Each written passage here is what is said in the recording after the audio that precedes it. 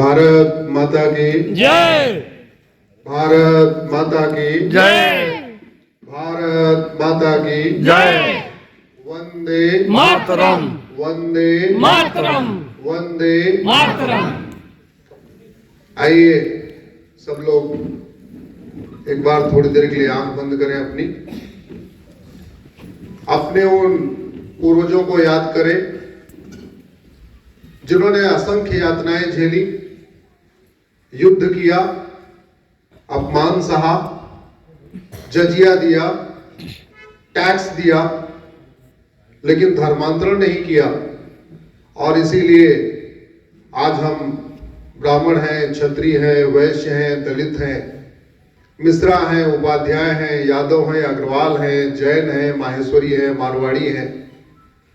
हमारे पूर्वजों ने धर्मांतरण नहीं किया, इसलिए आज हम नाई हैं, धोबी हैं, यादव हैं, पटेल हैं, कुर्मी हैं, केवट हैं। तो एक बार हम सब लोग अपने उन पूर्वजों को याद करें जिसके कारण हमारी पहचान आज भी हिंदू की है। अगर वो डर गए होते या लालच में आ गए होते, हमारा त्योहार भी कुछ और होता, हमारी पहचान भी कुछ और होती, हमारी वेशभूषा भी कुछ और होती, हमारा पहनावा भी कुछ और होता, हमारी सोच भी कुछ अलग होती। इस पवित्र भूमि को प्रणाम करता हूं, महाराजा छत्रसाल को प्रणाम करता हूं, अपने उन महान योद्धाओं को प्रणाम करता हूं जो इस भूमि में जन्म लिए। दद्दा जी को नमन करता हूं, माता श्री को नमन करता हूं और प्रिय बड़े भाई मित्र राकेश मिश्र जी को धन्यवाद देता हूं। आपने मुझे बुलाया, मंच को प्रणाम करता हूं, अग्रवाल साहब को प्रणाम करता हूं, रावत साहब को प्रणाम करता हूं, सामने बैठे सभी वरिष्ठ जन को प्रणाम करता हूं, यहाँ जितने भी हमसे बड़े हैं सबको मैं दंडवत प्रणाम करता हूं, जो हमसे छोटे हैं सबको स्नेह भेंट करता हूं।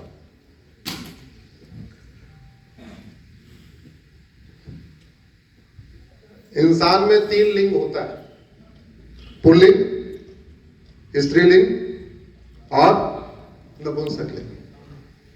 और पुत्र में कितने प्रकार हैं? पूत और कपूत।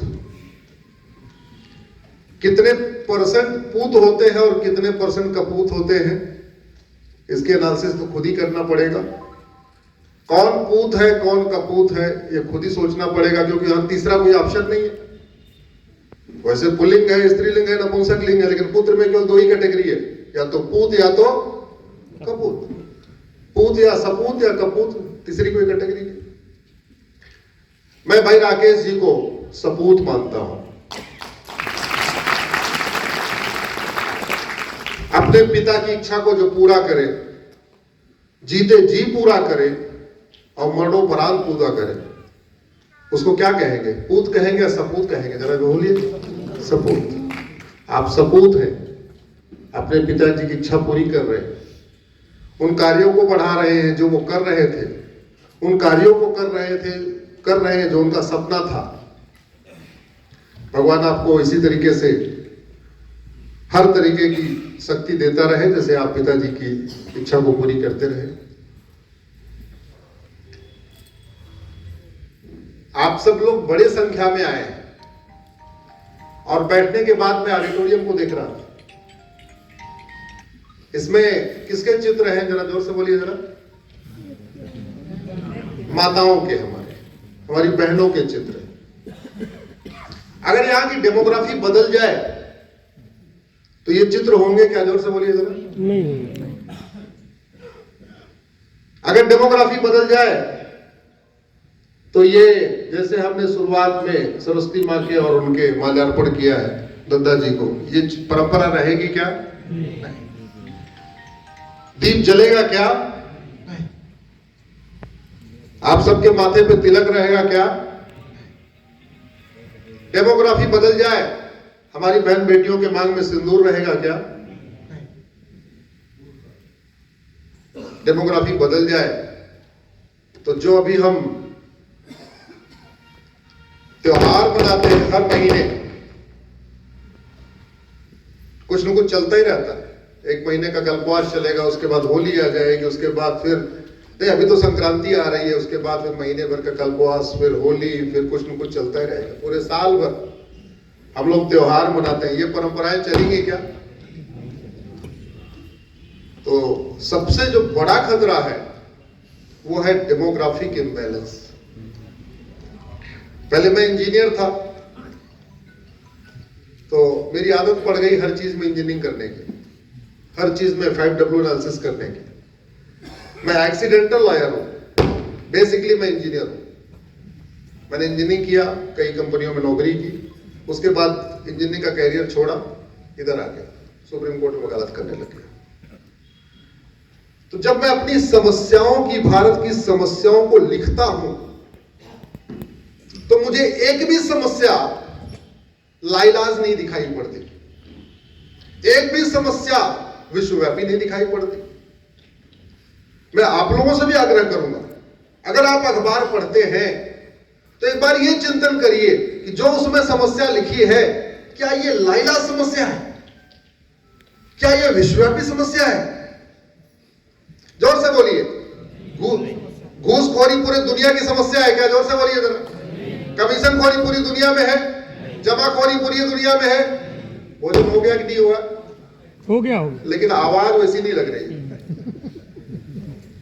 घूसखोरी पूरी दुनिया में है नहीं, जमाखोरी पूरी दुनिया में है नहीं, मिलावटखोरी पूरी दुनिया में है नहीं, कालाबाजारी पूरी दुनिया में है नहीं, माओवाद पूरी दुनिया में है, नक्सलवाद पूरी दुनिया में है, जिहाद पूरी दुनिया में है, लव जिहाद पूरी दुनिया में है, लैंड जिहाद पूरी दुनिया में है, धर्मांतरण पूरी दुनिया में है, घुसपैठ पूरी दुनिया में है, जनसंख्या विस्फोट पूरी दुनिया में है, ड्रग स्मगलिंग पूरी दुनिया में है, ह्यूमन ट्रैफिकिंग पूरी दुनिया में है? नहीं है, भारत में है। इसलिए आजकल हम क्या कहते हैं? भारत में कलयुग चल रहा है। क्या कहते हैं? भारत में क्या चल रहा है? कुछ भी हो जाएगा, कलयुग। 2 साल की बच्ची के साथ बलात्कार हो गया, कलयुग। जेब कट गई, कलयुग। हत्या हो गई, कलयुग। आत्महत्या कर लिया, कलयुग। दुनिया के कई देशों में आज भी सतयुग चल रहा है। सिंगापुर में आज भी सतयुग है और जापान में आज भी सतयुग है। जिस देश का सिस्टम अच्छा होता है वहां सतयुग होता है, जिस देश का सिस्टम करप्ट हो जाता है वहां कलयुग होता है। इसलिए मैं भारत में फिर से राम राज्य स्थापित करना चाहता हूं। मेरा सपना है भारत में राम राज्य स्थापित हो। मेरा सपना है भारत में फिर से सतयुग आए। मेरा सपना है भारत वैसा ही बने जैसा चंद्रगुप्त बना के छोड़ के गए थे। मेरा सपना है वैसा ही भारत बने जैसा आचार्य चाणक्य छोड़ के गए थे। इसीलिए Monday to Friday Supreme Court में वही मेरा कुरुक्षेत्र है। मंडे टू फ्राइडे अपने कुरुक्षेत्र में रहता हूं, सैटरडे संडे आप लोगों के बीच में रहता हूं।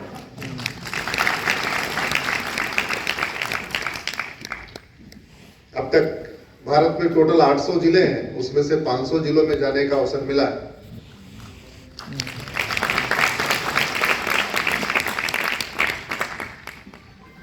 दो 2024 में 2 रविवार अपने घर में था, क्योंकि एक रविवार दीपावली के नजदीक था, एक रविवार होली के अगले दिन था।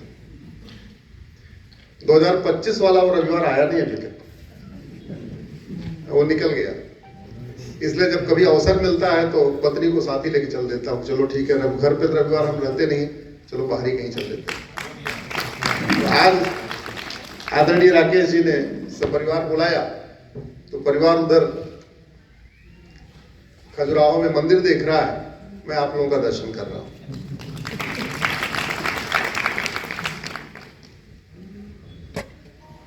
हम कहते हैं भारत चलेगा संविधान से, यही कहते हैं ना? ना बाइबल से ना कुरान से भारत चलेगा। जोर से बोलिए, ना बाइबल से ना कुरान से भारत चलेगा संविधान से। अब यहाँ पे बहुत सारे यूनिवर्सिटी के लेक्चरर, प्रोफेसर, एचओडी बैठे हुए हैं, माननीय विधायक जी भी बैठे हुए हैं, संविधान की शपथ लेके गए हुए। कोई आदमी 5 लाख वोट से जीत जाए तब भी उसको विधायक नहीं कहलाएगा। डीएम सर्टिफिकेट इश्यू कर दे तब भी वो विधायक नहीं कहलाएगा। विधायक तब कहलाएगा जब विधानसभा में जाके संविधान की शपथ लेगा। माननीय विधायक जी, ऐसी बात है ना। दुर्भाग्यवश संविधान की शपथ लेने वालों ने संविधान के साथ बहुत धोखा किया है।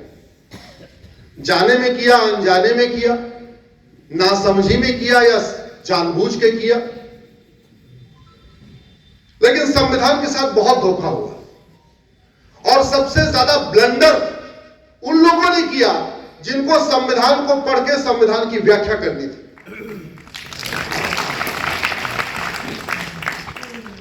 और संविधान की व्याख्या की अल्टीमेट जिम्मेदारी है हमारे माननीय सुप्रीम कोर्ट की। मुझे उनके इंटेंशन पे डाउट नहीं है, लेकिन उनसे गलती हुई। और गलती क्यों हुई? क्योंकि उनके पूर्वज अंग्रेजों के जमाने में बैरिस्टर थे, कॉन्वेंट स्कूल में पढ़े थे। उनको खुद भी कॉन्वेंट स्कूल में पढ़े, उसके बाद सुप्रीम कोर्ट के जज हो गए। उन्होंने क्या किया, जो सुप्रीम कोर्ट से पहले प्रिवी काउंसिल होती थी, प्रिवी काउंसिल जो फैसले देके गई उस फैसले को सही मान लिया। और प्रिवी काउंसिल के जज कौन थे? सारे अंग्रेज। अब पहली गलती प्रिवी काउंसिल ने किया, उसके बाद उन्हीं फैसलों को आगे नजीर बना लिया, हमारे वालों ने गलती कर दी। और सबसे बड़ा ब्लंडर तो यह हुआ, चूंकि कॉन्वेंट स्कूल में पढ़े थे इसलिए धर्म और रिलीजन का भेद नहीं पता था। धर्म क्या होता है, रिलीजन क्या होता है, इसका अंतर ही नहीं पता था। कॉन्वेंट स्कूल में पढ़े थे इसलिए वो धर्म को और मजहब को एक समझ बैठे, इसलिए बहुत सारी गलतियां करते चले गए। इसलिए मैंने एक पीआईएल फाइल किया धर्म और रिलीजन के ऊपर। उसमें मैंने धर्म और रिलीजन के 25 अंतर बताए हैं। मोटा मोटा एक अंतर बताता हूं।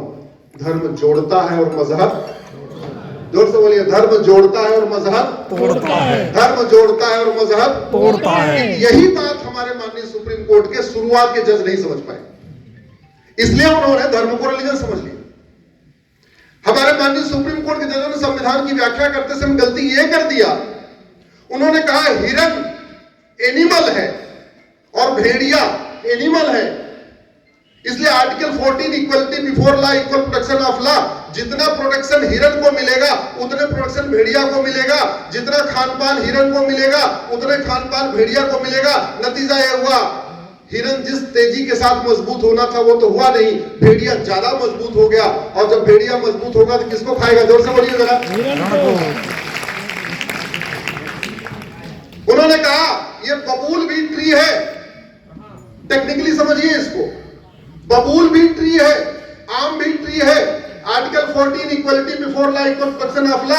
जितना खाद पानी आम को देना उतने खाद पानी बबूल को देना।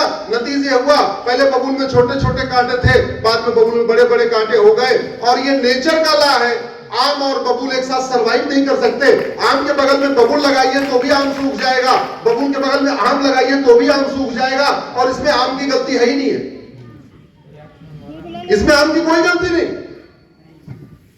आप भेड़िए के बगल में गाय को रख दो या गाय के बगल में भेड़िए के रख दो, अंत में बचेगा कौन? जोर से बोलिए जरा।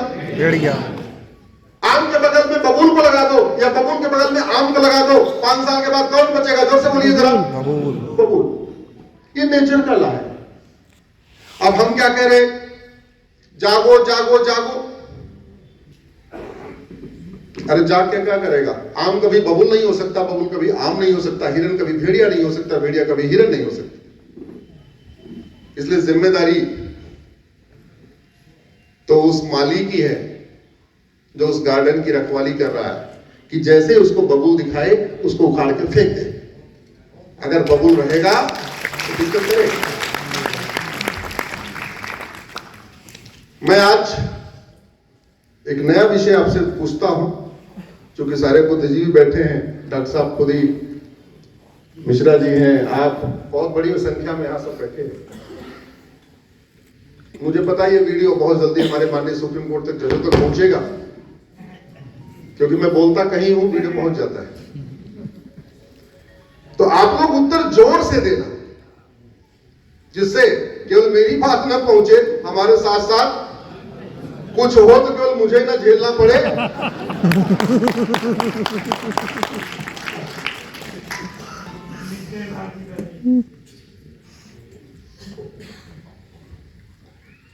भारत के संविधान का पहला शब्द है सोवरेन। सोवरेन का मतलब है ना गुलामी का नाम हो ना गुलामी का निशान हो। तो जो लोग गुलामी के नाम को कंटिन्यू रखना चाहते हैं, गुलामी के निशान को कंटिन्यू रखना चाहते हैं, क्या उनको भारत की नागरिकता मिलनी चाहिए? क्या जोर से बोलिए जरा। नहीं। भारत के संविधान के प्रियम्बल का दूसरा शब्द है सेकुलर। हालांकि इमरजेंसी में जोड़ा गया, जैसे जोड़ा गया बात की बात है, लेकिन सेकुलर है। तो जो किताब सेकुलरिज्म के खिलाफ हो, क्या उस किताब को भारत के किसी भी स्कूल में पढ़ने, पढ़ाने, लिखने, प्रिंट करने, बेचने की परमिशन मिलनी चाहिए? क्या जोर से बोलिए। भारत के संविधान का तीसरा शब्द है डेमोक्रेसी। जिस मजहब की बेसिक टेनेट थी, जिसका बेसिक कॉन्सेप्ट डेमोक्रेसी के खिलाफ हो, जो मजहब डेमोक्रेसी को हराम मानता हो, जो रिलीजन या जो मजहब या तो खलीफा की बात करता हो या किंग की बात करता हो, क्या ऐसे रिलीजन को, ऐसे मजहब को, ऐसे रिलीजियस किताबों को भारत में छापने, बेचने, पढ़ने, पढ़ाने की परमिशन मिलनी चाहिए? क्या? बिल्कुल नहीं। इसमें कोई बहुत टेक्निकल बात तो नहीं पूछ रहा हूं ना भैया? नहीं। या ये बात तो उनको समझ में आ रही जिन्होंने ला किया हुआ है, उनको भी समझ में आ रही जिन्होंने ला नहीं किया है ना? आ रही। हाँ, सबको समझ में आ रही ना जो सवाल मैं पूछ रहा हूं? आ रही। हाँ। भारत के संविधान के प्रियम्बल में लिखा हुआ है लिबर्टी ऑफ थॉट, मतलब सोचने की आजादी, मतलब शास्त्रार्थ की आजादी, मतलब तर्क करने की स्वतंत्रता। तो जो मजहब, जो रिलीजन, जो किताब लिबर्टी ऑफ थॉट नहीं देता, क्या उस किताब को भारत में प्रिंट करने, भारत में बच्चों को पढ़ाने की परमिशन दी जा सकती है? क्या जोर से बोलिए। नहीं। भारत के संविधान का एक और शब्द है लिबर्टी ऑफ बिलीफ, अपने liberty of faith, liberty of worship. चार शब्द है, liberty of thought, liberty of belief, liberty of faith, liberty of worship. संविधान के प्रियम्बल में लिखा हुआ है। जो किताब, जो रिलीजन, जो मजहब liberty of thought, liberty of belief, liberty of faith, liberty of worship का विरोधी है, क्या उस रिलीजन को, उस रिलीजियस किताब को भारत में प्रिंट करने, पढ़ने, पढ़ाने की परमिशन दे सकते हैं? क्या? नहीं। वो पीछे वालों की आवाज, सवाल मेरा समझ में नहीं आ रहा क्या भैया? आ रहा है। अरे मेरा यही तरीका है, मैं ऐसे बौद्धिक नहीं करता एक तरफ बोल के, हमें अगले 1 घंटे यही करना है। बोल चलिए भारत माता की जय। भारत के संविधान का एक अगला शब्द है इक्वल अपॉर्चुनिटी। जो किताब, जो मजहबी किताब, जो रिलीजियस किताब, जो रिलीजन इक्वल अपॉर्चुनिटी का विरोधी है, वो सबको इक्वल नहीं मानता, क्या उसको भारत के अंदर प्रमोट करने, प्रोपोगेट करने की परमिशन दे सकते हैं? क्या? नहीं। देगा क्या? नहीं। देखो आजकल संविधान बहुत चल रहा है, लोग संविधान यूं ही दिखाते रहते हैं, हालांकि अंदर वो छपा नहीं रहता, अंदर सफेद पन्ना होता है। लेकिन ये असली वाला देख लो, ये असली संविधान दिखा रहा हूं।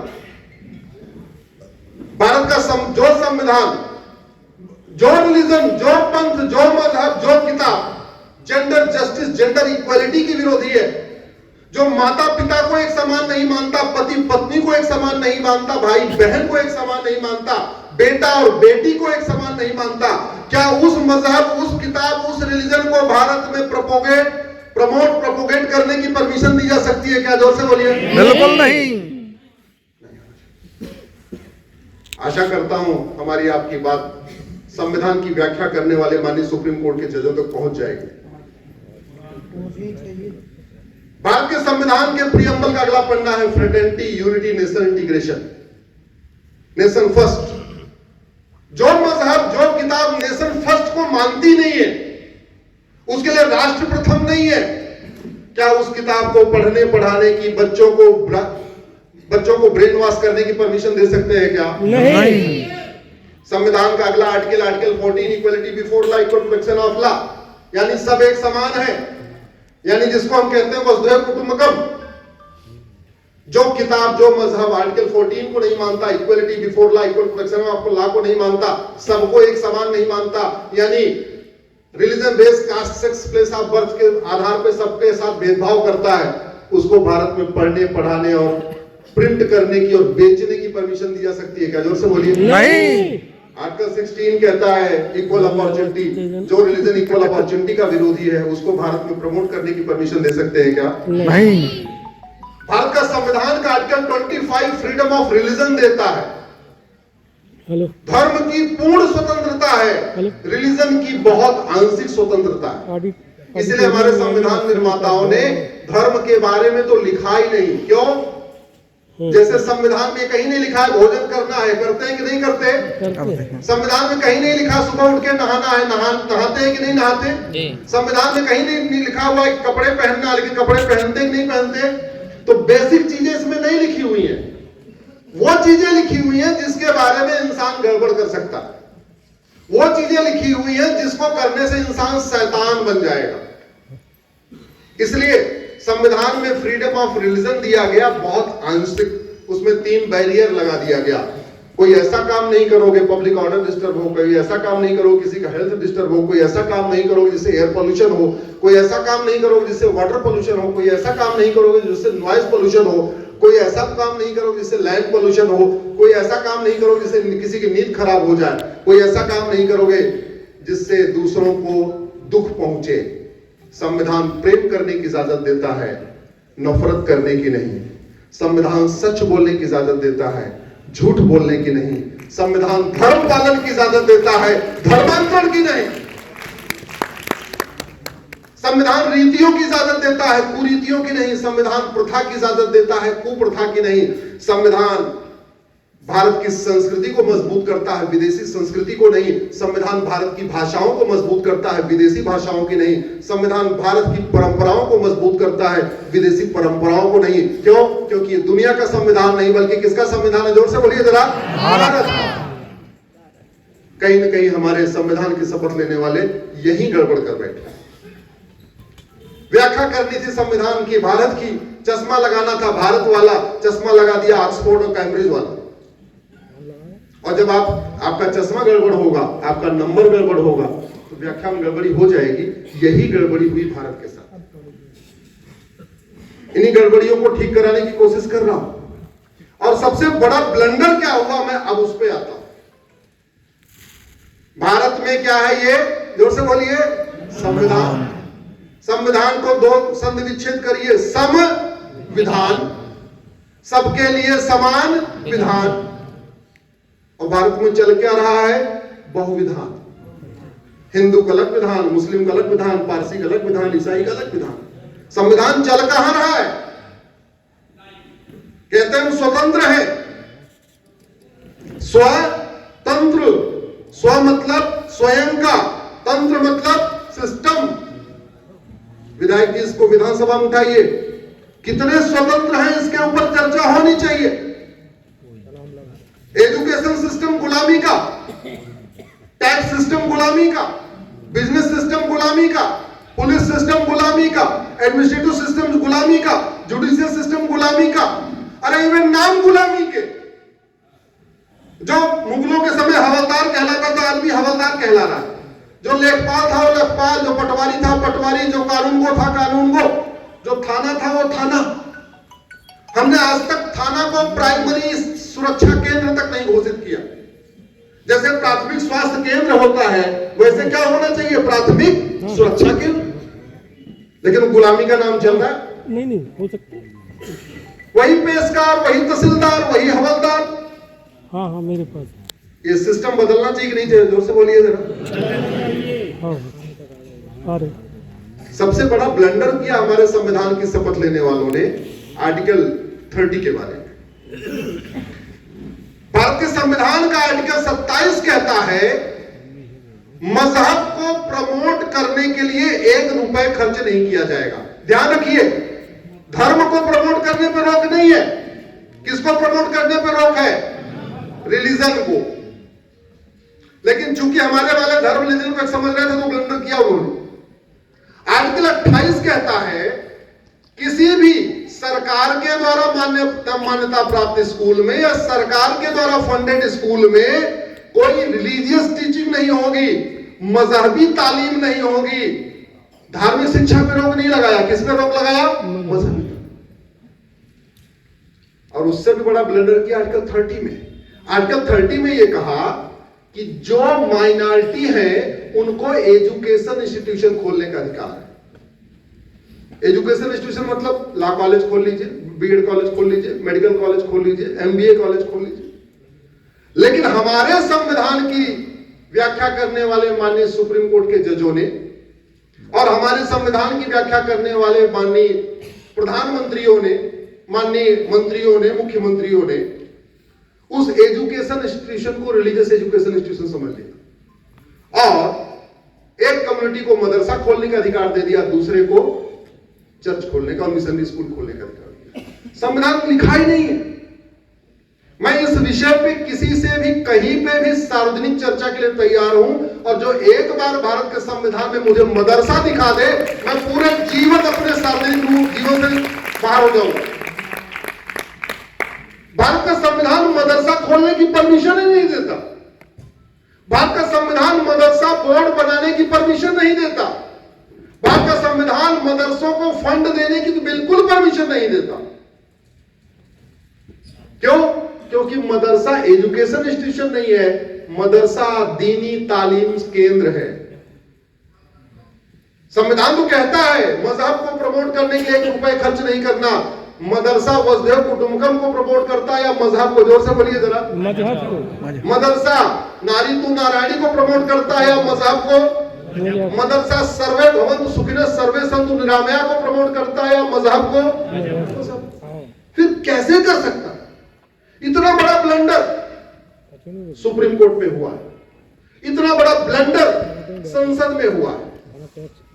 मजहब के आधार पर विभाजन हो गया था, फिर मजहब के आधार पर नियम कानून होना चाहिए क्या? जोर से बोलिए जरा। नहीं। लेकिन मजहब के आधार पर नियम कानून बनाया गया। मजहब के आधार पर विभाजन हो गया, फिर मजहब के आधार पर वक्फ बोर्ड, वक्फ ट्रिब्यूनल होना चाहिए क्या? नहीं। लेकिन वक्फ बोर्ड, वक्फ ट्रिब्यूनल बनाया गया। मजहब के आधार पर विभाजन हो गया, फिर मजहब के आधार पर minority commission, minority affair ministry होनी चाहिए क्या? लेकिन बनाई गई। मजहब के आधार पर विभाजन हो गया, संविधान कहता है मजहब के आधार पर 1 रुपए खर्च नहीं करना। मजहब के आधार पर लोन दिया जा रहा है, मजहब के आधार पर वजीफा दिया जा रहा है, मजहब के आधार पर एएमयू चल रहा है, मजहब के आधार पर जामिया चल रहा है, मजहब के आधार पर दुनिया भर की योजनाएं चल रही है। अच्छा, ये जो चल रहा है ये पैसा किसका है? जोर से बोलिए जरा। हमारा। किसका पैसा है? हमारा। आप इसीलिए टैक्स दे रहे हो जो चल रहा है क्या? नहीं। तो बदलने के लिए आवाज उठाइए। बोलना पड़ेगा, लिखना पड़ेगा, हर जगह बोलना पड़ेगा, हर जगह लिखना पड़ेगा। और अभी तो भगवान की कृपा से दिल्ली में डॉक्टर भी अच्छे हैं और जब डॉक्टर अच्छे हो तो इलाज करा देना चाहिए कि नहीं? जोर से बोलिए जरा। भाई अगर डॉक्टर अच्छे हो तो सारी बीमारियों का इलाज कर लेना चाहिए, 2-3 इलाज करा के 2-3 छोड़ देना चाहिए। जोर से बोलिए जरा। तो दिल्ली वाले डॉक्टर अच्छे हैं कि नहीं? अरे अपना भोपाल वाला डॉक्टर भी अच्छा है, यूपी वाला बहुत अच्छा है, यूपी वाला बहुत अच्छा है। तो कम से कम भारत में जहां जहां जिन जिन राज्यों में अच्छे डॉक्टर हैं वहां इलाज करा ले। दिल्ली में अपना इलाज है तो जो जो वहां से इलाज होना है वहां करा ले। और जहां अच्छे डॉक्टर नहीं है वहां अच्छे डॉक्टर अपॉइंट कर ले। तमिलनाडु में अपॉइंट कर ले, पंजाब में अपॉइंट कर ले, केरल में अपॉइंट कर ले। केरल में भी एक छोटा डॉक्टर अभी आया है। तो हाँ, बंगाल में तो बहुत बड़ा डॉक्टर चाहिए, बॉर्डर का एरिया हो तो इसलिए कह रहा हूं बहुत सारी समस्याएं हुई हैं, सबको ठीक कराना पड़ेगा। लेकिन ठीक तभी होगा जब सच लिखेंगे, सच बोलेंगे और सच हमेशा कड़वा होता है। मैं भी यही कड़वा सच बोल रहा हूं, कोशिश यही कर रहा हूं कि चीजें ठीक हो जाए। कल मैं आपके एरिया में जब आया तो मुझे कुछ चीजें ऐसी थोड़ा ठीक नहीं दिखाई पड़ी। मैंने पता किया ये क्या है, तो लोगों ने कहा कि हाँ कन्वर्जन चल रहा है। कन्वर्जन हो रहा है, जोर से बोलिए जरा। हो रहा है। मुगल क्या करने आए थे? सत्ता के लिए आए थे या कन्वर्जन कराने आए थे? जोर से बोलिए जरा। कन्वर्जन। अंग्रेज भी सत्ता के लिए नहीं आए थे, सत्ता उनके लिए साधन था। अंग्रेज भी कन्वर्जन कराने आए। व्यापार उनके लिए साधन था। हमें झूठ पढ़ाया गया। मुगल यहां इस्लाम को फैलाने आए थे और अंग्रेज यहां क्रिश्चियनिटी को फैलाने आए। तरीका अलग अलग था। उस पर बहुत लंबी बातचीत नहीं होगी, आप लोग बहुत काफी देर से बैठे, मैं इसलिए उस विषय पे नहीं जाऊंगा। कल मैं देवास पे बोलूंगा अंग्रेज क्या करने आए थे, आप लोग बाद में सुन लेना। कल मेरा देवास में कार्यक्रम है। इस देश में जितने भारत के प्रति खतरे हैं, आपका विषय खतरा है, उनको जरा नजर मारिए। लफ्ज़ याद कौन करता है? जोर से बोलिए। मुसलमान। ना, एक शब्द आज से नोट कर लीजिए, कन्वर्टेड हिंदू। सही बात। कौन करता है? कन्वर्टेड हिंदू। लैंड जिहाद कौन करता है? कन्वर्टेड हिंदू। घुसपैठियों की मदद कौन करता है? कन्वर्टेड हिंदू। ये घुसपैठिए कौन है? कन्वर्टेड हिंदू। याकूब मेनन कौन था? कन्वर्टेड हिंदू। वो पीछे वालों को समझ में नहीं आ रहा। बुरहान वानी कौन था? कन्वर्टेड हिंदू। दाऊद इब्राहिम। कन्वर्टेड हिंदू।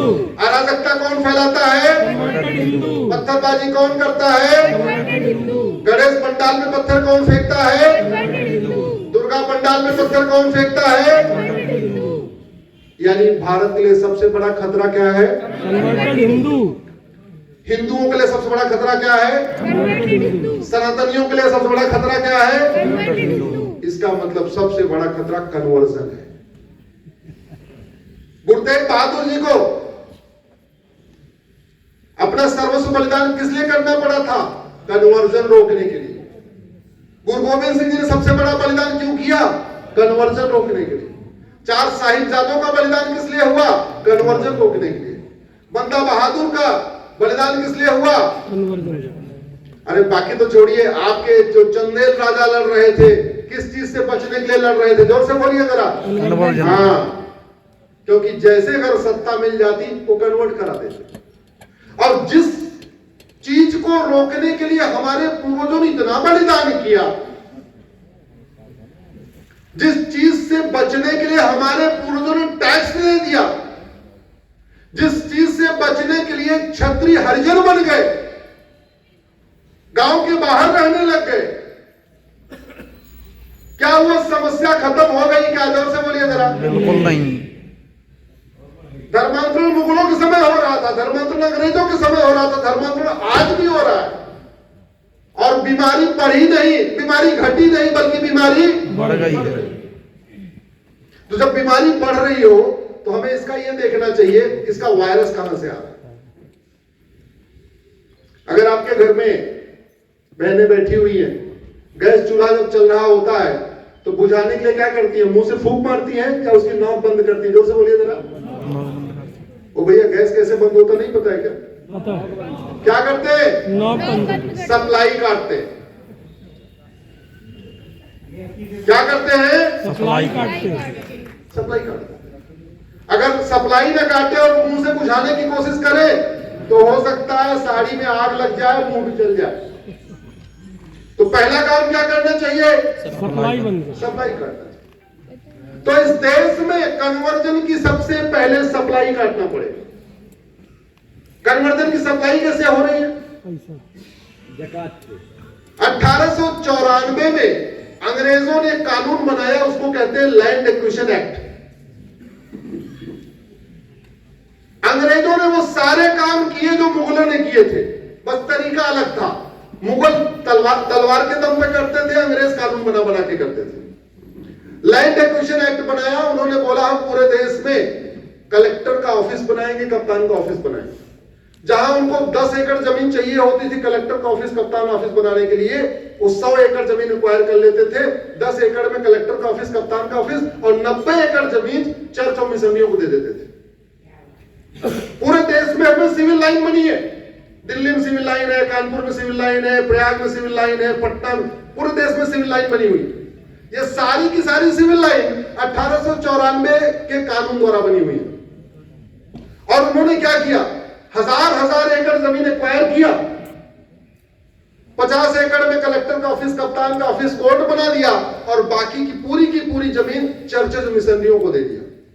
इसलिए पूरे देश में आपको जहां जहां सिविल लाइन मिलेगी वहां पे मैक्सिमम जमीन का मालिक कौन मिलेगा, चर्च और मिशनरी। उन्होंने क्या किया, वहां पे हॉस्पिटल बनाए, कॉलेज बनाए, स्कूल बनाए। चलो उस समय तो कम बनाए, आजकल ज्यादा बना रहे हैं। जानते क्यों हुआ, उनकी 99 ईयर की लीज पूरी हो चुकी है।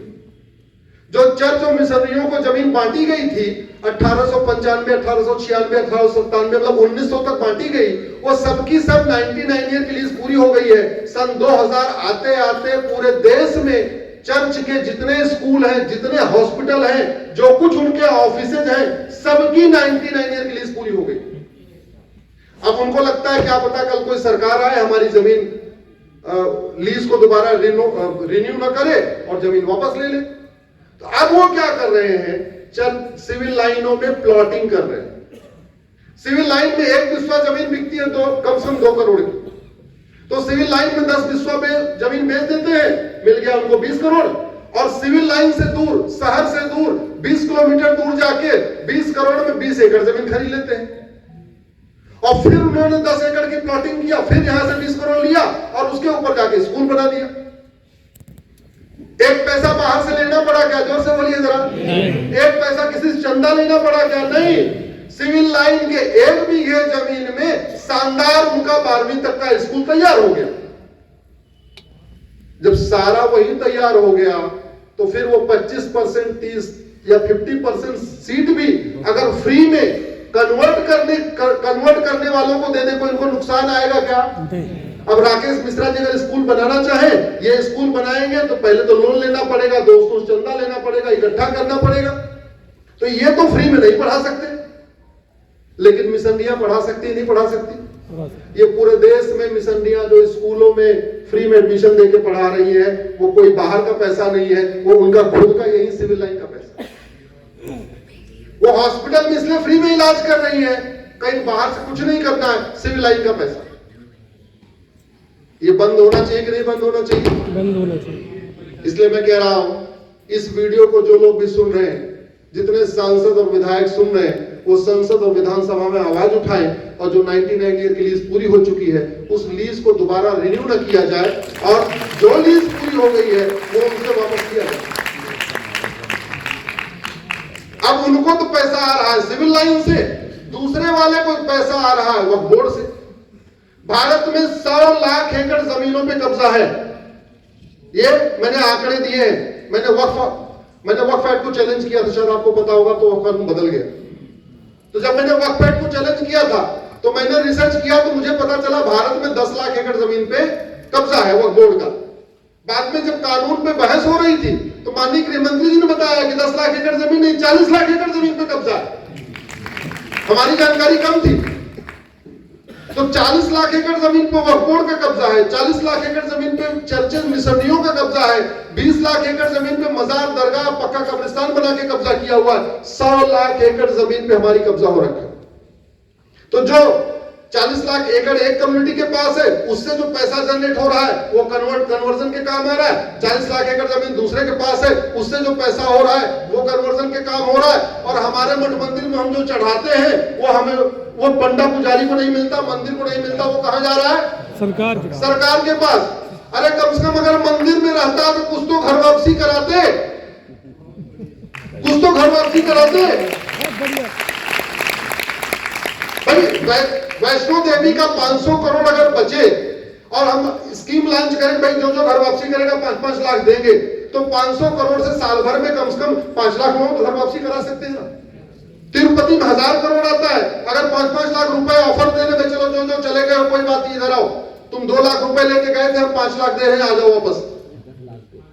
तो तिरुपति वाला भी साल में कम से कम 10 लाख लोगों को वापस करा सकते हैं। मुंबई का सिद्धि विनायक वाला भी कम से कम 50,000 लोगों को वापस करा सकते हैं। लेकिन हमारा मठ मंदिर कहां है? सरकार के कंट्रोल में। मैंने इसमें PIL फाइल किया हुआ है। भारत में एक भी मजार सरकार के कंट्रोल में नहीं है, एक भी दरगाह सरकार के कंट्रोल में नहीं है, और 4 लाख मठ मंदिर सरकार के कंट्रोल में। हमारा 1 लाख करोड़ की प्रॉपर्टी पे सरकार का कब्जा है। अगर वो पैसा मिल जाए तो कुछ तो घर वापसी के लिए शुरू करें, लेकिन हो क्या रहा है, वो धर्मांतरण करा रहे हैं क्योंकि उनके पास पैसा है। हम घर वापसी नहीं करा पा रहे हैं क्योंकि हमारे पास पैसा ही नहीं। भूखे भजन न होए गोपाला, क्या कर सकते हैं? अरे भैया, लड़ने के लिए बराबरी का चाहिए ना, बराबरी का चाहिए। बराबरी कहाँ है? हम तो थर्ड क्लास बने हुए। ऐसे विषयों को भी चर्चा करना पड़ेगा। दूसरा, इस देश में FSSAI है और भी संस्थाएं हैं जो बाकायदा सर्टिफाई करती हैं, लेकिन पैरेलल में एक और सर्टिफिकेशन चल रहा है। क्या बोलते हैं उसको? हलाल सर्टिफिकेशन। मतलब जो भारत की लैब साइंटिफिक तरीके से लैब सर्टिफाई नहीं कर पा रही है, जो बड़े बड़े वैज्ञानिक नहीं समझ पा रहे हैं कि हलाल है कि हराम, उसको देवबंद में बैठे हुए 5 लोग कहते हैं ये हलाल है, ये हराम। ये सेकुलर देश में होना चाहिए क्या? 50,000 करोड़ की इकोनॉमी है, और वो 50,000 करोड़ कैसे खर्च हो रहा है? लव जिहाद, लैंड जिहाद, ड्रग्स जिहाद, धर्मांतरण जिहाद, घुसपैठ जिहाद, जनसंख्या जिहाद पे। तीसरा, 2010 में कांग्रेस ने कानून बनाया जिसका नाम है FCRA। लगभग 50,000 एकड़ उससे 50,000 करोड़ उससे आ रहा है FCRA का लाइसेंस लेके। वो कहां जा रहा है? वो भी आ रहा है, कन्वर्जन में खर्च हो रहा है। इसके अलावा हवाला का पैसा कन्वर्जन में जा रहा है, ड्रग का पैसा कन्वर्जन में जा रहा है, और ड्रग से हमारा डबल लॉस, हमारा धन भी जा रहा है, हमारा धर्म भी जा रहा है। ड्रग के कारण लड़कों में नपुंसकता बढ़ रही है, ड्रग के कारण लड़कियों में बाजुपन बढ़ रहा है, ड्रग के कारण परिवार बर्बाद हो रहे, ड्रग के कारण लोग आत्महत्या कर रहे, माता पिता फ्रस्ट्रेट है, भाई भाई में आपस में लड़ रहे हैं ड्रग के कारण। और ये ड्रग का पैसा कहां जा रहा है? कन्वर्जन। नकली दवाइयों का पैसा कहां जा रहा है? कन्वर्जन। तो मैंने कहा था ना, अगर गैस बंद करनी है तो पहले क्या करना पड़ेगा? सप्लाई। तो अगर आपको धर्मांतरण रोकना है, लव जिहाद रोकना है, घुसपैठ रोकना है, तो सबसे पहले ये जो 40 लाख एकड़ जमीन पे एक मजहब का कब्जा है, 40 लाख एकड़ जमीन पे दूसरे रिलीजन का कब्जा है, उसको वापस लेना पड़ेगा। हलाल इकोनॉमी को रोकना पड़ेगा, FCRA को खत्म करना पड़ेगा, हवाला पे कंट्रोल करना पड़ेगा, बेनामी लेन-देन पे कंट्रोल करना पड़ेगा, नकली दवाओं पे कंट्रोल करना पड़ेगा। और ये जितना हमने अभी काम बताया, इसको आप कर सकते हो क्या? जोर से बोलिए जरा। नहीं। मिश्रा जी कर सकते हैं क्या? नहीं। मैं कर सकता हूँ क्या? नहीं। कौन करेगा? सरकार को करना पड़ेगा, और सरकार तब करेगी जब यह विषय संसद और विधानसभा में उठेगा। और अभी अगर हो गया तो हो जाएगा। क्यों? क्योंकि दिल्ली का डॉक्टर भी अच्छा है, और इसलिए सबसे आवश्यकता इस बात की है कि आप लोग, मैं केवल आपसे बात नहीं कर रहा हूं, जो हमारे सामने बैठे हैं, मैं इस देश के सभी राष्ट्रवादियों से कहता हूं, महीने में एक बार अपने सांसद से और कम से कम एक बार अपने विधायक से जरूर मिलिए। और मिलते कैसे? नहीं, खूब मिलते हैं। शादी का कार्ड देने के लिए मिलते हैं, फोटो खिंचवाने के लिए मिलते हैं, इनवाइट करने के लिए मिलते हैं, गाड़ी पकड़ी जाती है तो FIR से हटवाने के लिए मिलते हैं, चालान हटवाने के लिए मिलते हैं, जिनको ढूंढना होता है खुद ढूंढ लेते हैं। ये बहुत बड़ी गलतफहमी है, सब मिल जाते हैं। विधायक जी गलत कह रहा हूं क्या? विधायक जी पहले गए। अरे मिलेंगे, क्या बात कर रहे हैं, कभी गए नहीं। सब मिलेंगे, सब मिलेंगे, ठीक है। ऐसा कोई काम नहीं जो असंभव है, हर काम करना पड़ता है। जैसे मिले वैसे मिलो भैया, जैसे मिले वैसे मिलो, लेकिन मिलो, ठीक है। नहीं तो आप सुन के चले जाओगे, मैं कह के चला जाऊंगा, समस्या का समाधान नहीं होगा। समस्या का समाधान करना जिसको करना पड़ेगा, और कोई तरीका नहीं। अब मैं आपसे पूछता हूं, ये धर्मांतरण प्लान्ड क्राइम है कि अनप्लान्ड क्राइम है? जोर से बोलिएगा। प्लान क्राइम है। मतलब ऐसे ही हो जाता है, बड़ा प्लान करके किया जाता है, प्लान करके। और जो जो अपराध प्लान करके किया जाता है उससे निपटने के लिए भारतीय न्याय संहिता में एक धारा है, उसका नाम है सेक्शन 111। दुर्भाग्यवश सेक्शन 111 का उपयोग नहीं हो रहा है क्योंकि उसमें हमने कन्वर्जन को शामिल नहीं किया। यह धर्मांतरण हमारी राज्य की सुरक्षा के लिए खतरा है कि नहीं, जोर से बोलिए। और जो राज्य की सुरक्षा के लिए खतरा है उससे निपटने के लिए कानून है जिसको नेशनल सिक्योरिटी एक्ट कहते हैं, जिसको रासुका बोलते हैं हिंदी में। सुना होगा आपने एनएसए रासुका के बारे में सुना होगा। दुर्भाग्यवश यूपी के अलावा बाकी पुलिस धर्मांतरण कराने वालों पर एनएसए नहीं लगा रही है। उसका एक कारण है कि एनएसए में कहीं लिखा नहीं है कि धर्मांतरण राज्य की सुरक्षा के लिए खतरा है। यह धर्मांतरण लॉफुल है, अनलॉफुल है, जोर से बोलिए। अनलॉफुल। अनलॉफुल और अनलॉफुल एक्टिविटी को कंट्रोल करने के लिए एक कानून है जिसका नाम है यूएपीए। लेकिन यूपी के अलावा बाकी राज्यों की पुलिस यूएपीए नहीं लगा रही, आप वाले भी नहीं लगा रही। पता नहीं क्यों नहीं लगा रही, मुझे समझ में नहीं आ रहा है। ना समझी नहीं लगा रही है, लापरवाही नहीं लगा रही, लापरवाही। लेकिन यूपी में लग रहा है। तो अनलॉफुल धर्मांतरण ऑर्गेनाइज क्राइम है, उसके लिए सेक्शन 111। धर्मांतरण अपने आप में एक्ट ऑफ टेररिज्म है, आतंकवाद है ये। अल्टीमेटली आतंकवादी आगे करना क्या चाहते हैं, जरा सोचिए। मारना चाहते हैं। क्यों मारना चाहते हैं? हमें कम करना चाहते हैं। तो कम करने का दो तरीका है, गोली मार के कम कर लो, कन्वर्ट करके कम कर लो। बात तो बराबर है भाई। 10 लोग इधर बैठे हैं, या तो 5 को गोली मार दो 5 बचेंगे, या 5 को कन्वर्ट करके अपने पाले में ले जाओ तो 5 बचेंगे। धर्मांतरण अपने आप में एक्ट ऑफ टेररिज्म है। दुर्भाग्यवश विधानसभा में इसको एक्ट ऑफ टेररिज्म डिक्लेयर नहीं किया गया। धर्मांतरण अपने आप में वेजिंग वॉर है, इनडायरेक्ट वॉर है ये। धर्मांतरण अपने आप में हमारी संप्रभुता के लिए खतरा है, हमारी एकता अखंडता के लिए खतरा है। धर्मांतरण रोकने के लिए एक ही काम करना पड़ेगा, राम नीति लागू करना पड़ेगा। राम नीति क्या है? भय बिन होए न प्रीति। और कृष्ण नीति क्या है? सटे साठ्यम समाचरे। और दादा क्या कहते थे? लोहा लोहे को काटता है।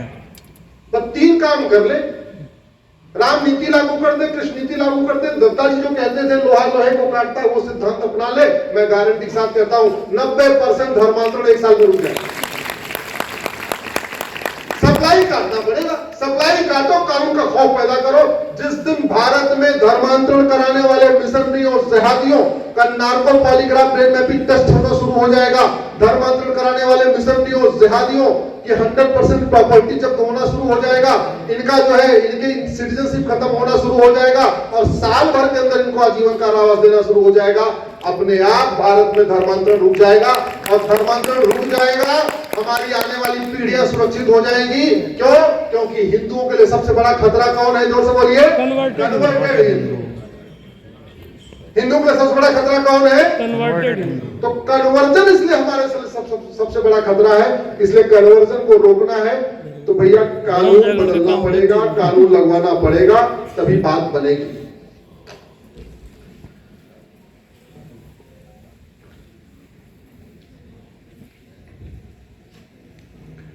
भारत में गुलामी के नाम चल रहे कि नहीं चल रहे? जरा जोर से बोलिए। तो चल रहे हैं। आजकल कुछ बदले जा रहे हैं कि नहीं बदले जा रहे हैं? पहले बदले जा रहे थे क्या? नहीं।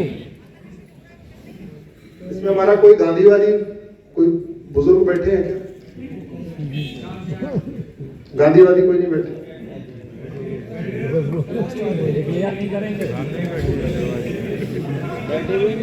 अगर बैठे तो बुरा ना माने।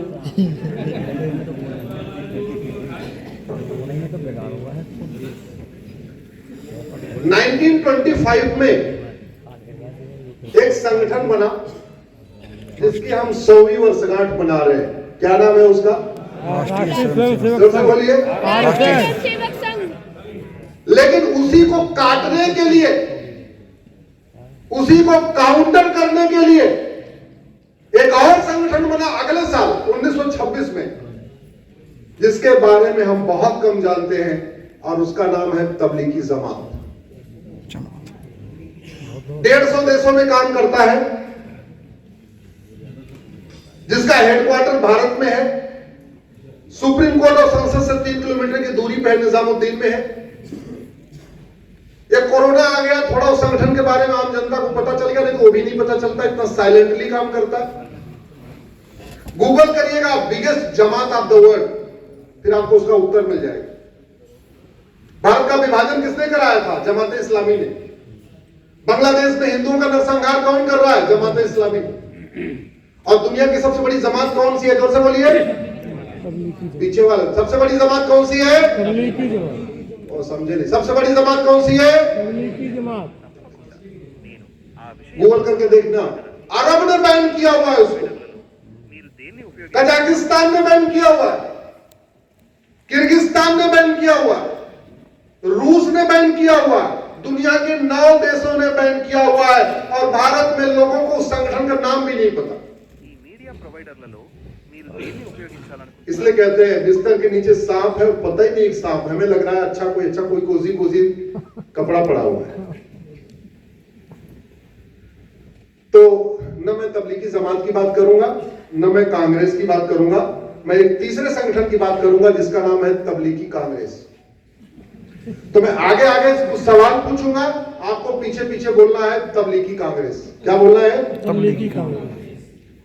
गुलामी के नाम को किसने जारी रखा? तबलीगी कांग्रेस। ऐसे काम नहीं चलेगा, जोर से। तबलीगी कांग्रेस। गुलामी के नाम को किसने जारी रखा? तबलीगी कांग्रेस। गुलामी के निशान को किसने जारी रखा? तबलीगी कांग्रेस। गुलामी की कुरीतियों को किसने जारी रखा? तबलीगी कांग्रेस। गुलामी की कुप्रथाओं को किसने जारी रखा? तबलीगी कांग्रेस। गुलामी की शिक्षा को किसने जारी रखा? तबलीगी कांग्रेस। गुलामी की पुलिस व्यवस्था को किसने जारी रखा? तबलीगी कांग्रेस। गुलामी की चुनाव व्यवस्था को किसने जारी रखा? तबलीगी कांग्रेस। गुलामी के कस्टम जिहाद को किसने प्रमोट किया? लैंड जिहाद को किसने प्रमोट किया? ड्रग कारोबार को किसने प्रमोट किया? रोहिंग्या को किसने बसाया? तबलीगी कांग्रेस। बांग्लादेशियों को किसने बसाया? तबलीगी कांग्रेस। देश का विभाजन किसने कराया? तबलीगी कांग्रेस। सरदार पटेल को किसने प्रधानमंत्री नहीं बनने दिया? तबलीगी कांग्रेस। बाबा साहब को इस्तीफा देने के लिए किसने मजबूर किया? तबलीगी कांग्रेस। श्यामा प्रसाद जी को इस्तीफा देने के लिए किसने मजबूर किया? तबलीगी कांग्रेस। मस्जिद बोर्ड का गठन किसने कराया? तबलीगी कांग्रेस। ओ भाई जोर से बोलो, ऐसे आवाज साफ नहीं आ रही है। छतरपुर की आवाज सुप्रीम कोर्ट तक पहुंचनी चाहिए। जमीयत को किसने मजबूत किया? तबलीगी कांग्रेस। राज्यों में हिंदुओं के माइनॉरिटी बनने के लिए कौन जिम्मेदार है? तबलीगी कांग्रेस। 200 जिलों में हिंदुओं को किसने खत्म करवाया? तबलीगी कांग्रेस। 1500 तहसीलों में हिंदुओं को किसने खत्म करवाया? तबलीगी कांग्रेस। बॉर्डर की डेमोग्राफी किसने बदलवाया? तबलीगी कांग्रेस। अलीगढ़ यूनिवर्सिटी को माइनॉरिटी का दर्जा किसने दिया? तबलीगी कांग्रेस। जामिया को माइनॉरिटी का दर्जा किसने दिया? तबलीगी कांग्रेस। आर्टिकल 35 में कौन लगाया? तबलीगी आर्टिकल कांग्रेस। 370 कौन लगाया? तबलीगी कांग्रेस। चाहे तो मंच वाले भी जोर जोर बोले, इधर आवाज आती रहेगी। संविधान के बेसिक स्ट्रक्चर को किसने बदला? तबलीगी कांग्रेस। सेंट्रल शब्द किसने जोड़ा? तबलीगी कांग्रेस। कैलाश मानसरोवर को चीन को किसने दिया? तबलीगी कांग्रेस। 5 शक्तिपीठों को बांग्लादेश को किसने दिया?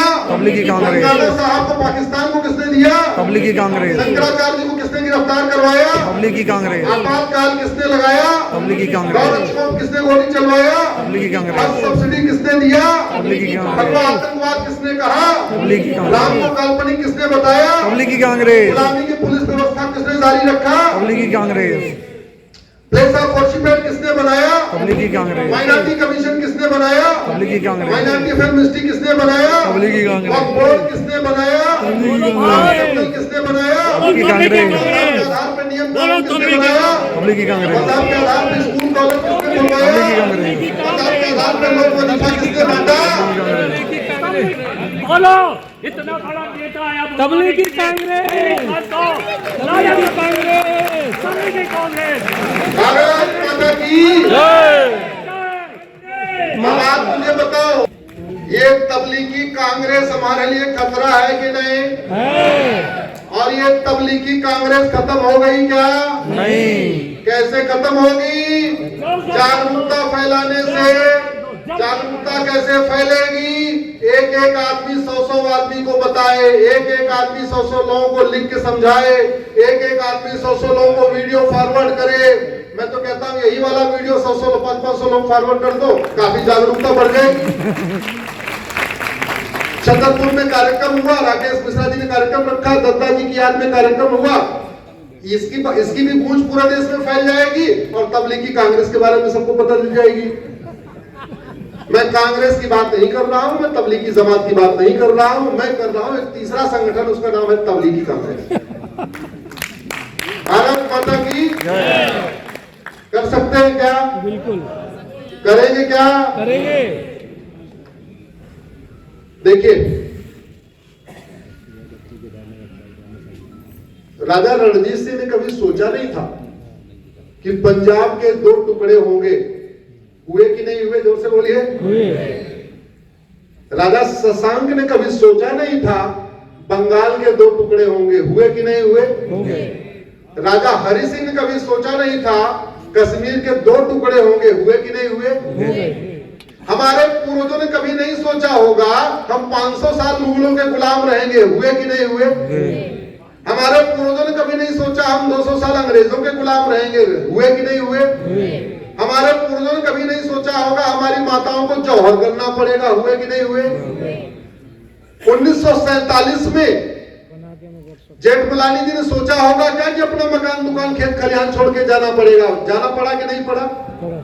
1947 में जुलाई तक आडवाणी जी को, जेठमलानी जी को, इंद्र कुमार गुजराल साहब को, मनमोहन सिंह को, मिल्खा सिंह को, गुलजार साहब को, यश चोपड़ा को, प्रेम चोपड़ा को, सुनील दत्त को, लाला अमरनाथ को, महेंद्र अमरनाथ को, इनको जुलाई में पता था क्या अगस्त में हमें अपना सब कुछ छोड़ के भागना पड़ेगा? पता था क्या? नहीं। इसका मतलब कई बार ऐसा भी होता है हम जो नहीं सोचते हैं वो भी होता है। और एक बात याद रखिएगा, ये आपके लिए नहीं कह रहा हूं, लेकिन इस देश में बहुत सारे लोग अपने जातिवादी नेताओं के गुलाम बने हुए हैं, भाषावादी नेताओं के गुलाम बने हुए हैं, क्षेत्रवादी नेताओं के गुलाम बने हुए हैं, अगड़े पिछड़े के आधार पर बटे हुए हैं। अगर भारत के सभी राष्ट्रवादियों ने दल गुलामी नहीं छोड़ी और आने वाले समय के लिए अपने आप को तैयार नहीं किया, तो याद रखिएगा 50-25 साल के बाद बड़ा भयानक समय आएगा। अगर जिस तेजी के साथ डेमोग्राफी बदल रही है, अगर इस डेमोग्राफिक इम्बैलेंस को नहीं रोका गया तो स्थितियां ठीक नहीं है। हो सकता है आपको छतरपुर में सब कुछ सुरक्षित लग रहा हो, मुझे नहीं पता आपके एरिया में लव जिहाद होता है कि नहीं होता है। होता है, लेकिन लव जिहाद एक रियलिटी है हर महीने। मुझे नहीं पता आपके एरिया में घुसपैठिए आए कि नहीं आए, आए। लेकिन घुसपैठ एक कड़वी सच्चाई है। मेरी पीआईएल चल रही है, 2017 मैंने एफिडेविट पे सुप्रीम कोर्ट को दिया हुआ है कि 5 करोड़ आ चुके हैं। 5 करोड़। अभी आजकल एसआईआर चल रहा है। मैंने जब एसआईआर की पीआईएल फाइल किया राकेश जी, तो मैंने आंकड़े दिए थे कि 5 करोड़ फर्जी वोटर है। मामला कोर्ट में चला, हमने सोचा था बिहार में 25 लाख फर्जी वोटर है, वहां 65 लाख निकले। बंगाल में मैंने 40 लाख सोचा था, 58 लाख का नाम कट चुका है, 1,32,000 को नोटिस हो चुका है। 12 राज्यों में 5 करोड़ हो गया। पूरे देश का होगा तो भगवान जाने कितने और निकले। ये स्थिति चल रही है। और भारत में साल में 5 लाख बहन बेटियां लव जिहाद का शिकार हो रही हैं। 5 लाख। मेरी पीआईएल है, सब सारे जो आंकड़े आपको बता रहा हूं सब एफिडेविट के आंकड़े बता रहा हूं। 5 लाख में से 1.5 लाख वापस मिलती है एफआईआर करने के बाद, सांसद विधायक के थोड़ा पूरा प्रयास करने के बाद, थाना कलेक्टर कप्तान के पूरा प्रयास करने के बाद 3.5 लाख वापस नहीं मिल रही। एक साल में 3.5 लाख का मतलब on an average per day 1000 बेटियां लव जिहाद का शिकार हो रही।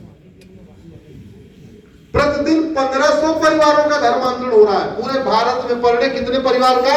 1500। यह आंकड़ा ज्यादा भी हो सकता है, मैं आपको मिनिमम बता रहा हूं। एक परिवार में 7 आदमी मान के चलिए, तो इसका मतलब प्रतिदिन 10,000 हिंदुओं का धर्मांतरण हो रहा है। और प्रतिदिन 10,000 का मतलब साल में 40 लाख हिंदुओं का धर्मांतरण हो रहा है। 5 करोड़ घुसपैठिए आ चुके हैं और एक एक घुसपैठियों के 12-12, 14-14 बच्चे। प्रतिदिन 90,000 बच्चे पैदा हो रहे हैं। दुनिया में सबसे ज्यादा चीन का क्षेत्रफल हमसे 3 गुना ज्यादा है, वहां 45,000 बच्चे रोज पैदा हो रहे हैं। हमारे यहां 90,000 बच्चे रोज पैदा हो रहे हैं। अमेरिका का क्षेत्रफल हमसे 3 गुना ज्यादा, वहां 11,000 बच्चे रोज पैदा हो रहे हैं, हमारे यहाँ 90,000 बच्चे पैदा हो। जमीन हमारे पास केवल 2% है, पानी हमारे पास दुनिया का केवल 4% है, जनसंख्या दुनिया की 20% हो चुकी है। हमें खतरा है, हमारी राष्ट्र की सुरक्षा के लिए खतरा है लव जिहाद से, हमारी राष्ट्र की सुरक्षा को खतरा है लैंड जिहाद से, हमारी राष्ट्र की सुरक्षा को खतरा है घुसपैठ जिहाद से, हमारी राष्ट्र की सुरक्षा को खतरा है धर्मांतरण जिहाद से, हमारी राष्ट्र की सुरक्षा को खतरा है जनसंख्या जिहाद से। और एक और कड़वी बात बताता हूं, सरकार कानून बनाती है, इनकम टैक्स कितना लेती है आपसे पूछ के कानून बनाती है क्या? जोर से बोलिए जरा। नहीं, जीएसटी कितना लेता है आपसे पूछा जाता है क्या? नहीं। कोई अग्रवाल जैन माहेश्वरी को बुला के पूछते क्या भैया कौन से प्रोडक्ट पे कितना जीएसटी लगाओ? टोल टैक्स सरकार से पूछ के आपसे लगाती है। जिस रेशियो में डेमोग्राफी बदल रही है, 25 साल के बाद कानून बनेगा। आज के बाद एक परिवार के पास एक मकान रहेगा, दूसरा परिवार उनको जाएगा जिनके पास घर नहीं। अगर ये डेमोग्राफिक इंबैलेंस नहीं रुका, 25 साल के बाद भारत में कानून बनेगा, एक व्यक्ति की 1 बीघे का मालिक हो सकता है, यानी आपके परिवार में 5 आदमी हैं, आप 5 बीघे जमीन के मालिक हैं, बाकी आपकी 15 बीघे उनको दी जाएगी जिनके पास जमीन नहीं। क्यों? क्योंकि जिसकी जितनी संख्या भारी उसकी उतनी बड़ी सीधी सी बात है। जैसे आज कोई कानून आपसे पूछ के नहीं बनता, बाद में भी कोई कानून आपसे पूछ के नहीं बनेगा, और आप अगर विरोध करके करोगे क्या? इस देश में जो तुष्टीकरण चल रहा है वो आज के लिए नहीं कर रहा। जिसको आप पप्पू समझते हैं वो बहुत समझदार है, वो बहुत समझदार है। उसको पता है कि 20 से 25 साल के बाद क्या डेमोग्राफी होगी भारत की। भाई 250-300 सीट चाहिए ना। आज की डेट में 543 लोकसभा में से 150 लोकसभा की सीटें की डेमोग्राफी बदल चुकी है। 150 लोकसभा सीटों में पर्टिकुलर कमेटी तय करती है कौन जीतेगा। 25 साल के बाद ये 250 सीटों पे वो डिसाइड करेंगे कि कौन जीतेगा। प्रधानमंत्री बनने के लिए 250 सीट तो चाहिए, और कोई पप्पू है कितने का? 55 का तो है, तो 25 साल के बाद कितने का होगा? प्रधानमंत्री बनने के लिए उम्र ठीक है। ये सोच चल रही है, ये खतरनाक प्लान चल रहा है, इसलिए उन्होंने अपना एजेंडा फिक्स किया हुआ है। वो सत्ता में है तो भी वही काम कर रहे हैं, विपक्ष में है तो भी वही काम कर। सत्ता में आए, माइनॉरिटी कमीशन बनाया, माइनॉरिटी फेमिनिस्टी बनाई, लोन किया, वजीफा दिया, विपक्ष में है तो भी वही काम कर रहे हैं। घुसपैठियों को वोटर आईडी बनवा रहे हैं, घुसपैठियों को बाकी डॉक्यूमेंट बना। और अंत में एक बात आपको कहता हूं, बहुत देर से आप लोग बैठे, भारत को इसके बाद सबसे और बड़ा खतरा है वो है करप्शन से। बहुत बड़ा खतरा है, बढ़ रहा है, बहुत तेजी से बढ़ रहा है। घुसपैठिए बॉर्डर में 2000 रुपए देकर अंदर आ जाते हैं। अंदर आते हैं, कॉमन सर्विस सेंटर वाले को 2000 देते हैं, आधार बन जाता है। जैसे उनका एक डॉक्यूमेंट बना, नगर निगम के दलाल को पकड़ते हैं, 2000 उसको और पकड़ाते हैं, आधार के साथ वो बर्थ सर्टिफिकेट बना देता है। जैसे उनका 2 डॉक्यूमेंट हो जाता है, तहसील के दलाल को पकड़ते हैं, 2000 रुपए में राशन कार्ड बना देता है। जब 3 डॉक्यूमेंट हुआ, आरटीओ ऑफिस के दलाल को पकड़ा, 3 से 4000 रुपए में ड्राइविंग लाइसेंस बनवा देते हैं। जब 4 डॉक्यूमेंट हो गया तो फिर अपने वो पार्षद और प्रधान को पकड़ते हैं, कहते हैं भैया देखो हम 100 लोग हैं, कागज हमारे पास 5-5, 6-6 है, वोटर आईडी में नाम जुड़वा दो, हम तुम्हें वोट दे देंगे। पार्षद और प्रधान के चुनाव का जीत हार कितने वोट से होती है? 50 वोट, 60 वोट, 80 वोट, 100 वोट से। जिसको अगली बार पार्षद प्रधान बनना है वो कहेगा ठीक है मैं डलवा रहा हूं, तुम्हारा नाम वोटर आईडी में नाम जुड़वा रहा हूं, तो बस वोट करते रहना। अरे इस देश में जो 10 करोड़ फर्जी वोटर है वो इसी का परिणाम। सारे ऐसे नहीं कि मर गए हैं उन्हीं का वोट चल रही है, सारे ऐसे नहीं जो पलायन कर गए उन्हीं का है। ये घुसपैठियों के भी वोटर आईडी बन चुकी है, और बनवाने वाले कोई और नहीं है, हमारे भाई बंधु हैं। हमारे भाई बंधुओं ने फर्जी डॉक्यूमेंट बनवाया, हमारे भाई बंधुओं ने फर्जी वोटर आईडी नाम जुड़वाया। समाधान क्या है? राम नीति, भाई बिन हो कृष्ण नीति सठे साठ्यम और लोहा लोहे को मीटिंग में भ्रष्टाचार लाइलाज समस्या नहीं है, भ्रष्टाचार विश्वव्यापी समस्या नहीं है। गूगल कर लेना, चीन के कानून मंत्री को पिछले महीने फांसी हुई है। गूगल कर लेना, चीन के कानून मंत्री को, कृषि मंत्री को फांसी हुई है। एक कंपनी के जीएम को कुछ दिन पहले फांसी हुई। गूगल कर लेना, सिंगापुर में एक आदमी 900 ग्राम गांजा लेके मिला था, सीधे उठा के फांसी दे दिया। जो भगवान से नहीं डरते, जो खुदा से नहीं डरते, जो गॉड से नहीं डरते, वो भी फांसी से डरते हैं। जान अपनी सबको प्यारी होगी।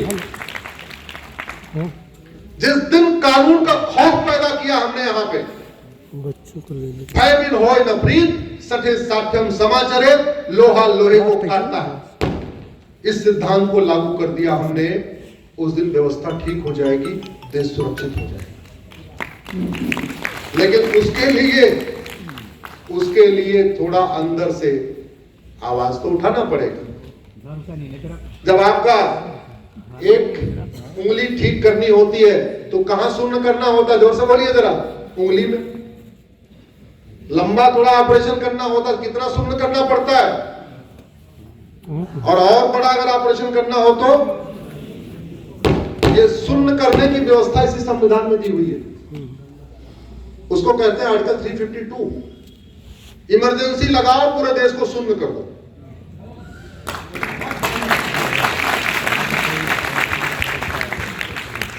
अरे संविधान निर्माता समझदार थे, जो व्यवस्था देके गए हैं वो केवल ऐसे रखने के लिए थोड़ी देके गए।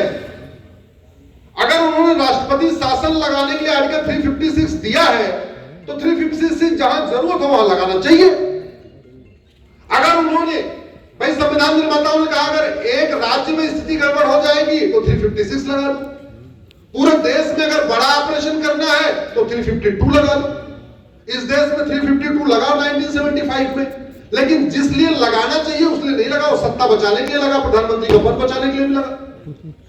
अगर प्रधानमंत्री का पद बचाने के लिए भारत में इमरजेंसी लग सकती है तो देश को बचाने के लिए इमरजेंसी लगनी चाहिए कि नहीं लगनी चाहिए?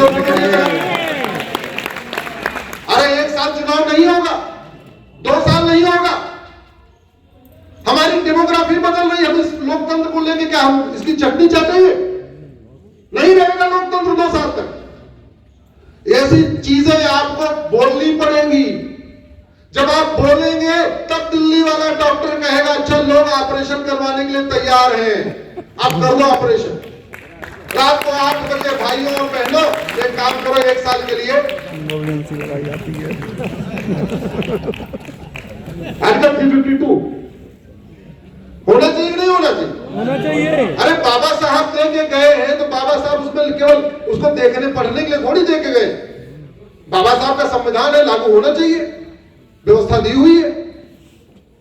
कुछ लोग कहते हैं संविधान में क्या क्या बदलाव करना चाहिए। मैं कहता हूं कुछ नहीं बदलाव करना, बस संविधान को पढ़ने के लिए अपना चश्मा ठीक करना, ऑक्सफोर्ड कैम्ब्रिज का चश्मा हटाना है और बढ़िया भगवा सैफरॉन कलर का चश्मा पहनना है।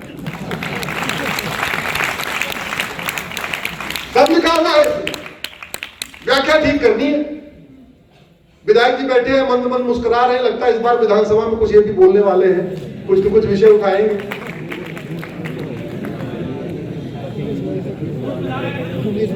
अब आता हूं अंतिम बात पे, दद्दा जी की बात पे। न रहेगा बांस न बजेगी बांसुरी। ये भी तो रुके, ये हमारे पूर्वज बोल के गए ना, रहेगा बांस न बजेगी। इस देश में जितने देश विरोधी काम होते हैं जरा देखना, उनकी फंडिंग का तरीका बता दिया, लेकिन फंडिंग आती कैसे? फंडिंग आती है कैश में। किस में आती है? कैश में। तो आपको हमारे पीछे जोर जोर बोलना है, कैश में।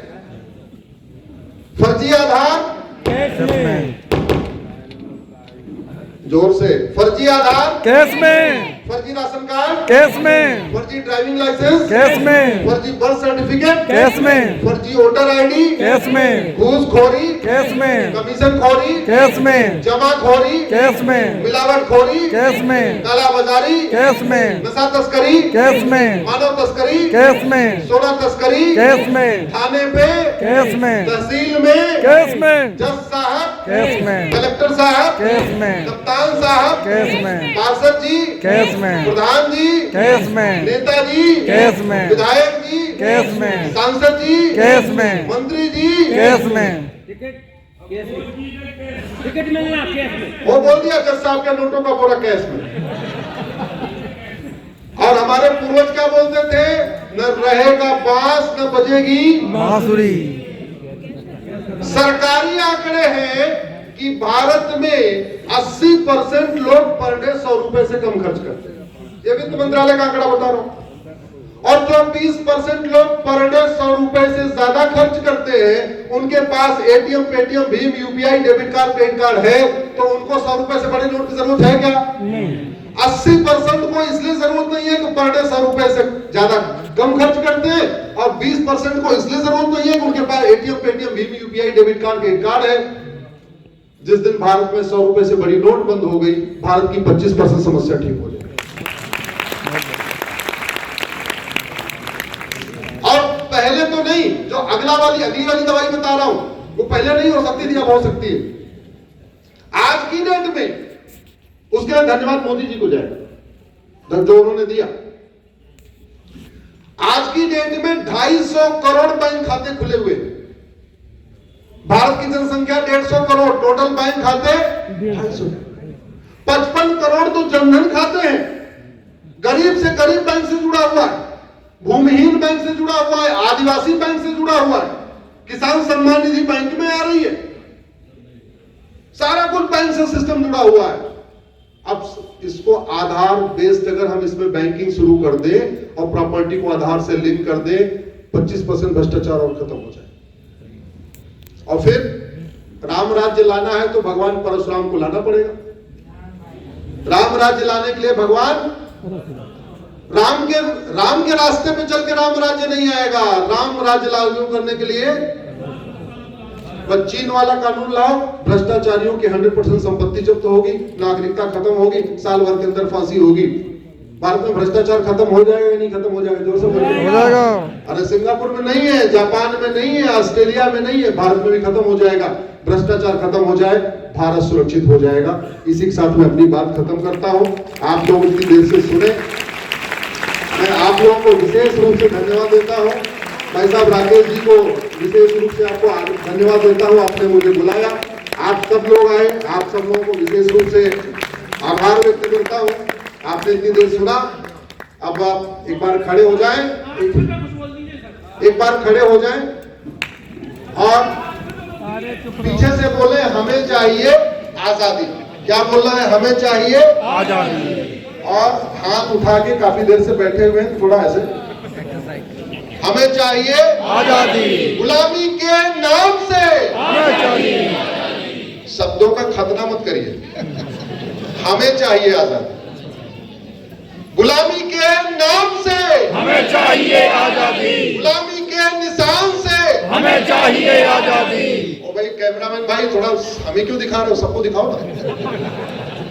गुलामी के नाम से हमें चाहिए आजादी। गुलामी के निशान से हमें चाहिए आजादी। गुलामी की दे हमें चाहिए आजादी। गुलामी की कुप्रथाओं से हमें चाहिए आजादी। गुलामी शिक्षा व्यवस्था से हमें चाहिए आजादी। गुलामी न्यायिक व्यवस्था से हमें चाहिए आजादी। गुलामी प्रशासनिक व्यवस्था से हमें चाहिए आजादी। इस व्यवस्था से हमें चाहिए आजादी। लफ्ज़ जिहाद से हमें चाहिए आजादी। रोहिंग्या बांग्लादेशी घुसपैठियों से हमें चाहिए आजादी। धर्मांतरण कराने वाले मिशनरियों से हमें चाहिए आजादी। धर्मांतरण कराने वाले जिहादियों से हमें चाहिए आजादी। बम विस्फोट, जनसंख्या विस्फोट से हमें चाहिए आजादी। एक देश एक विधान मांग रहा है हिंदुस्तान। एक देश एक विधान मांग रहा है हिंदुस्तान। एक देश एक विधान मांग रहा है हिंदुस्तान। एक देश एक विधान मांग रहा है हिंदुस्तान। भारत माता की